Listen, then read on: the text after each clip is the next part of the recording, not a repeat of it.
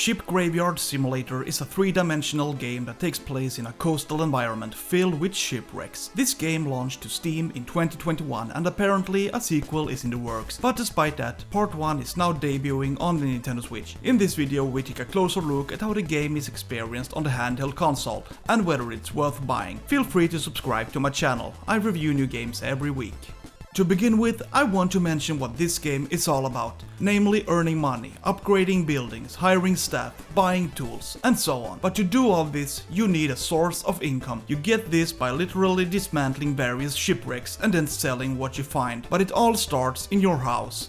Here you have a bed and an old classic computer that is not plugged in, but it still works somehow. Via this computer you can order in new shipwrecks. In the beginning you can only afford the smallest ones, but after you earn more money you can rent larger ships. Here I use a hammer to smash various things on the ship, and believe me, this is a job that you will do several times, over and over. Each ship is equipped with loads of items to smash, so most of the time is actually spent doing just that. But there are variations that make it a little more interesting.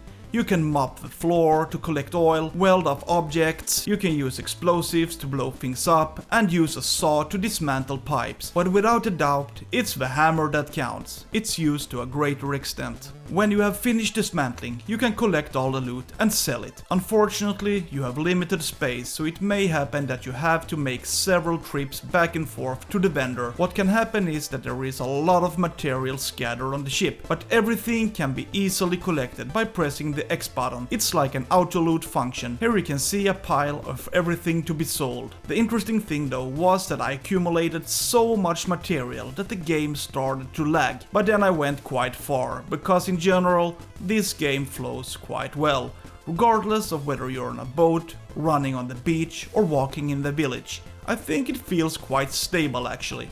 However, pop-in does exist in this game, at least on the Nintendo Switch. It is clear that some objects appear randomly when you approach them. The game has a well-developed skill tree. When you work on a ship, you get experience points. And when you reach a new level, you can spend the points on different things. For example, how effective you are with your tools, getting cheaper labor, or better prices when you deal. And I have to say that this might be one of the most interesting aspects of the game, and the one that made me feel like I had something to work towards. In addition, there is the possibility to get more space when you upgrade your character, and this can prove to be significant as space is a constant concern. But you also have access to a car that comes with extra space, which you can use to your advantage. In the game you can also buy a couple of buildings. For example, you can create and upgrade a workshop. You upgrade by paying money in combination with using the resources you found. In the workshop you can then create new items that are then needed to upgrade the building and reach the next level. So everything is like a long process where you are constantly aiming for a more advanced building. Ship Graveyard Simulator is a relatively easy game that comes with a tutorial that describes the most important things, but once you learn how the game works, it's like you can't lose.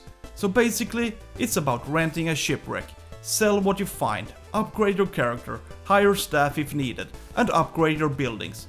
Pretty much. And this is also what makes me wonder, once you've done everything, is the game over? Because the way it feels, it's mostly a repetitive phase until you can't take it anymore. That doesn't mean it's boring, but I have a hard time seeing what the real goal of the game is.